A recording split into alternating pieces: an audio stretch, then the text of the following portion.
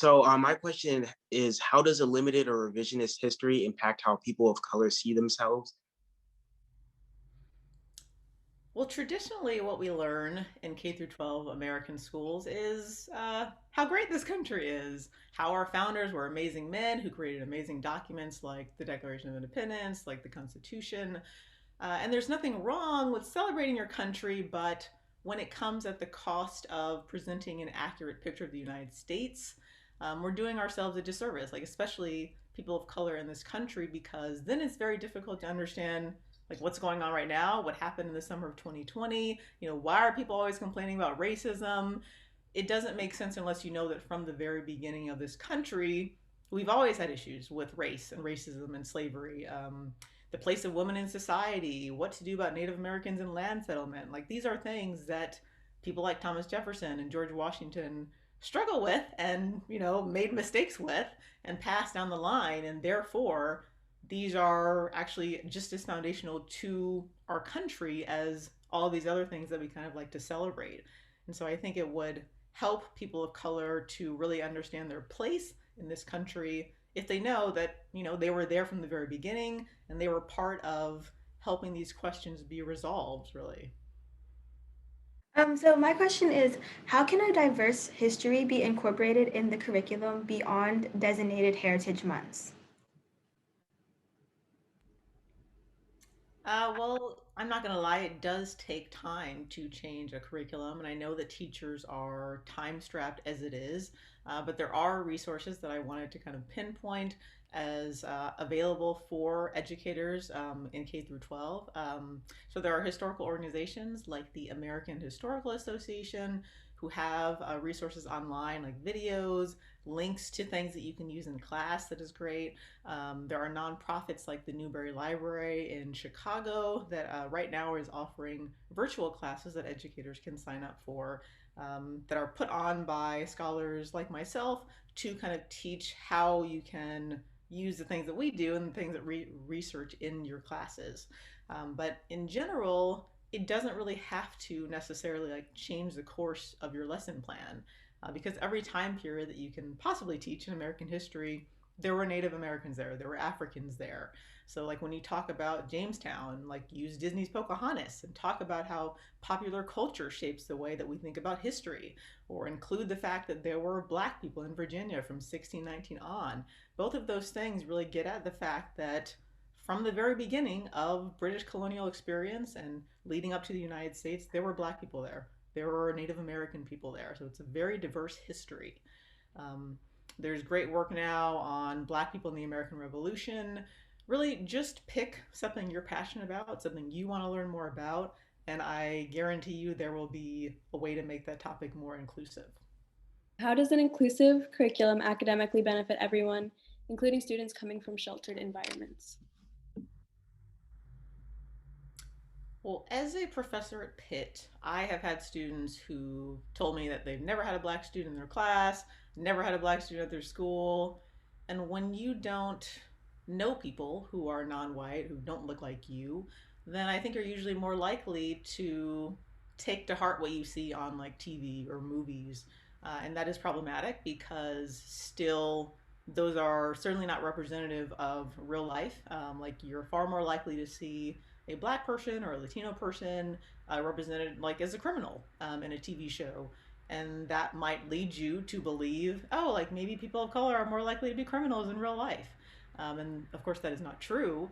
But if K through 12 education was inclusive and you were taught that black people and other non white people were actually very important to the founding of this country and to innovation that we still have today, like stoplights or Jack Daniels whiskey, then you would know that even if you didn't grow up with those kinds of people, that they're just as American as you, like that they're just they have just as much of a right to be here as you do. I just wanted to start off like talking about like childhood development of like implicit bias and like how children can internalize that kind of racism from a young age. So I just wanted to ask, like, how do you think we can teach children to like not form those biases or reverse them if they're already formed by middle school or high school? Yeah, so I always say that racism is taught. Students aren't born racist. Kids aren't born racist. They're taught that by society, by their parents, family members, things of that nature. So I think of, when it comes to implicit biases, right? Because they're inherently implicit, they're not necessarily taught, but it's influenced by what people see. Right. So I was doing a talk the other day about microaggressions, and one of the most common ones I talk about is that, for example, if a Black man is walking down the street and a white woman sees him and like clutches her purse or crosses the street, right? So she might not have said anything to him, but like her actions spoke volumes. And there are times where white women don't even realize that it's their knee-jerk reaction to do that, but they do that because the media portrays Black men as violent and threatening and criminals. So I feel like if we are incorporating diversity related trainings or having, black history in our curriculum throughout the year, I think we help to combat these negative images that our kids are seeing, right? But if we're not teaching them that, and all they see are the negative things of any marginalized community, they're going to start to feed into that, and they're going to start to believe it. And because it's implicit, like they can't even control it, right? Like I feel like that's an impart for people to realize. So I feel like that's how we help to prevent them from coming. But I feel like once they already happen, I think it's really about bringing attention to it. Right. So because they're implicit, people don't know that they haven't. But I feel like if you're forcing yourself to reflect and figure out, one, what it is you're thinking, what it is you believe, and then asking yourself, why do you believe this way? Like, why do you physically feel nervous when you're in a Black neighborhood, right? Like, why do you assume when someone says it's a doctor that it's a man, right? Like what is it about these things? Where did that come from? And I feel like once you're aware of that, then you can kind of start checking yourself when you're tempted to act in a way that would further marginalize a community.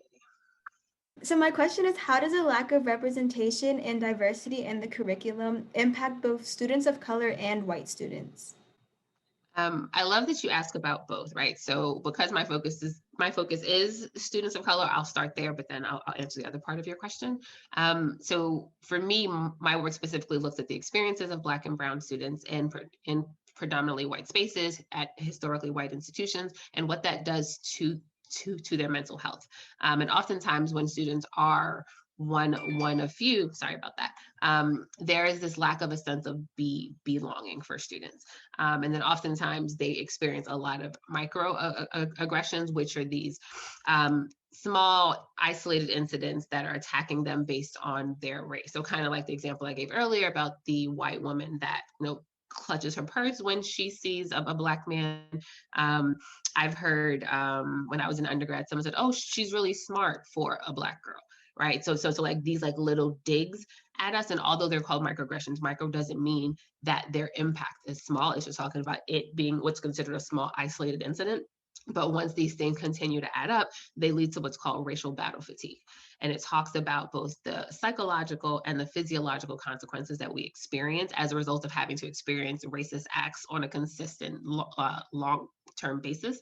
So some of the psychological impacts are increased anxiety, increased depression, lowered self-esteem, increased suicidal thoughts. But then there's also these physiological consequences we have too that we don't necessarily realize. So a lot of Black people that experience racial trauma have higher heart rates, they have high blood pressure, they're having headaches, they're having stomach ulcers.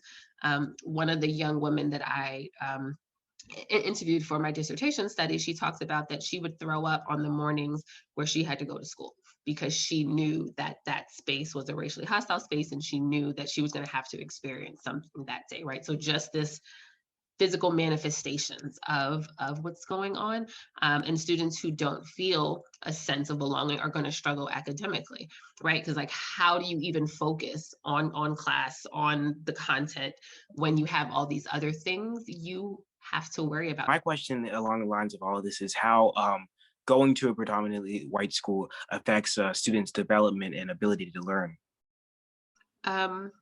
I think a lot of it is kind of what I was talking about earlier, right? So I feel like sometimes it creates these psychological consequences for us. And if we're struggling with that, then we're not going to be able to learn the way we should. And I don't want to paint a picture where every predominantly white institution is a bad place, right? I don't want to believe that every single predominantly white institution is this racially hostile environment. But because I believe racism and systemic racism is so embedded into everything, schools will always have to be intentional about creating these safe spaces for BIPOC students. And I think some schools are just like, oh, well, we don't have any outright things, so we're good. Which is why I feel like people are talking about anti-racism more and more now, because there's a difference between not being racist and being anti-racist, right? Like anti-racism is a verb. You actually have to do things to help advocate for change. And I feel like a lot of schools aren't being anti-racist. They're just trying not to be caught or called out for being racist. I feel like it's more of a PR thing than it is actually wanting to create these welcoming and anti-racist environments. However, if they aren't these anti-racist environments, then it's going to lead to those psychological consequences that I talked about, which are definitely going to impact a student's ability to learn, a student's willingness, to learn. Because like a lot of times students come into these spaces, but the colleges aren't retaining Black students because they feel so uncomfortable and unwanted.